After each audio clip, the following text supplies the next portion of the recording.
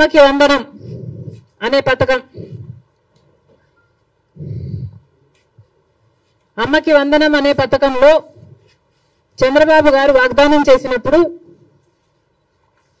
ప్రతి తల్లికి ఎంతమంది బిడ్డలుంటే అంతమంది, ఒకరుంటే 15,000 వస్తుంది, ఇద్దరుంటే 30,000 వస్తుంది, ముగ్గురుంటే 45,000 వస్తుంది, నలుగురుంటే ఏకంగా 60,000 వస్తుంది అని చంద్రబాబు గారు ఊదరగొట్టి మరీ క్యాంపెయిన్ చేశారు. మరి ఈ స్కీమ్కు విధి విధానాలు ఎలా ఉంటాయి? చంద్రబాబు గారు నిన్న విడుదల చేసిన జీవోలో అయితే ప్రతి తల్లికి అని రాశారు. అంటే ఈ పథకం ప్రతి తల్లికి 15,000నా లేకపోతే ప్రతి బిడ్డకు 15,000నా? చాలా కన్ఫ్యూజింగ్ గా ఉంది. ఈ సాక్షి పత్రిక అయితే ప్రతి తల్లికి 15,000 మాత్రమే, అంటే ఒక్కరికే ఇస్తారు, తల్లికి ఇస్తారు, ఒక బిడ్డకు చొప్పునే ఇస్తారు, మిగతా వాళ్ళకందరికీ ఎగనామం పెడతారు అని సాక్షి రాయడం జరిగింది. మరి చంద్రబాబు గారు దీనికి క్లారిటీ ఇవ్వాలి. ఈ పథకం వర్తిస్తున్నది ప్రతి తల్లికి 15,000 లేకపోతే ప్రతి బిడ్డకు 15,000? చంద్రబాబు గారు వాగ్దానం చేసినట్టు ప్రతి బిడ్డకు 15,000 ఇవ్వాలని, ఆ లెక్కన నలుగురు బిడ్డలుంటే 60,000 ఇవ్వాలని మేము డిమాండ్ చేస్తున్నాం. ఇంకో మారు సాక్షిని నడుపుతున్న జగన్మోహన్ రెడ్డి గారు కూడా సమాధానం చెప్పాలి. ఇలాగే జగన్మోహన్ రెడ్డి గారు కూడా అమ్మఒడి అనే పథకం, ఆయన ముఖ్యమంత్రి కాకముందు అమ్మఒడి పథకం కింద మేము ప్రతి బిడ్డకు 15,000 ఇస్తాము అని ఆ రోజు వాగ్దానం చేశారు. తర్వాత ముఖ్యమంత్రి అయ్యారు జగన్మోహన్ రెడ్డి గారు, ప్రతి బిడ్డకు 15,000 ఇవ్వలేదు, ఒక్క బిడ్డకు మాత్రమే. అంటే ప్రతి తల్లికి 15,000 అన్నట్టుగానే జగన్మోహన్ రెడ్డి గారు కూడా వ్యవహరించారు. మరి జగన్మోహన్ రెడ్డి గారికి ఆ వాగ్దానం గుర్తులేదేమో ఈరోజు చంద్రబాబు గారు గురించి రాస్తున్నారు. జగన్మోహన్ రెడ్డి గారు కూడా ఇదే వాగ్దానాన్ని ఇచ్చి మాట తప్పడం జరిగింది. తల్లికి 15,000 అని అనకుండా ఆ రోజు బిడ్డకు ఎంతమంది బిడ్డలుంటే అంతమంది బిడ్డలకు 15,000 ఇస్తాము అని తాను చెప్పడమే కాదు, జగన్మోహన్ రెడ్డి గారి తరఫున క్యాంపెయిన్ చేసిన నేను కూడా, నాతో కూడా అదే వాగ్దానమే చెప్పించారు.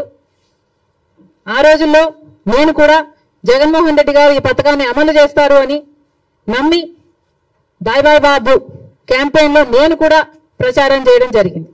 కానీ జగన్మోహన్ రెడ్డి గారు ముఖ్యమంత్రి అయిన తర్వాత అమ్మఒడి పథకం కింద కేవలం ఒక బిడ్డకు మాత్రమే ఇవ్వడం జరిగింది. జగన్మోహన్ రెడ్డి గారు ఒక బిడ్డకే ఇచ్చారు, ఇప్పుడు చంద్రబాబు గారు కూడా ఒక బిడ్డకే ఇస్తారు అని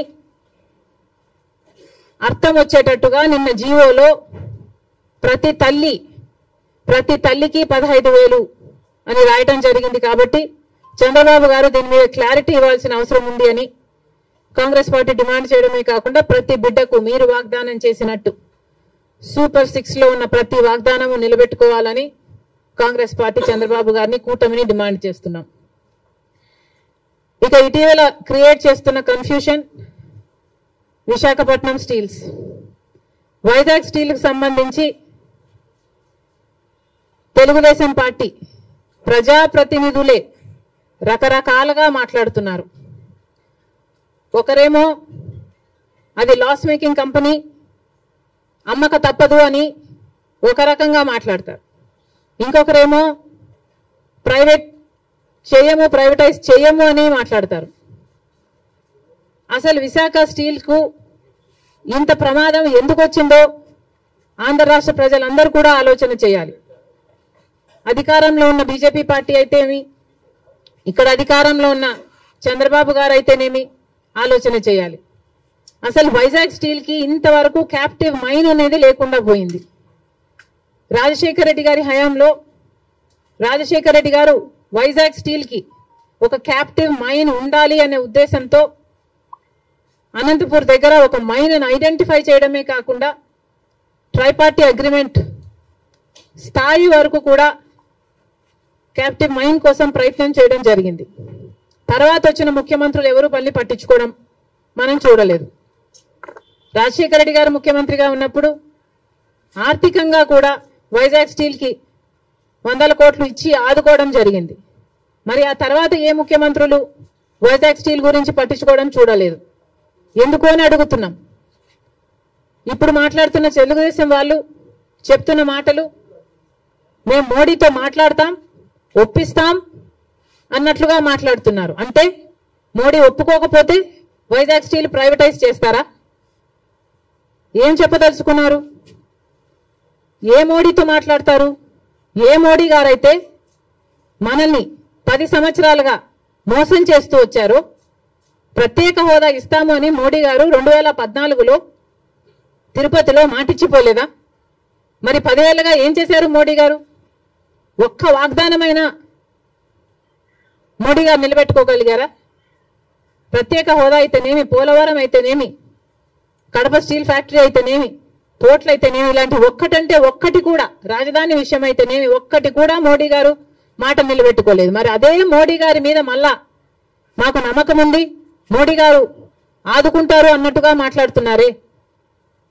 టీడీపీ పార్టీ గుర్తుపెట్టుకోవాలి, రాత్రి పడిన గుంతలోనే పగలు కూడా పడే ప్రమాదం ఉంది.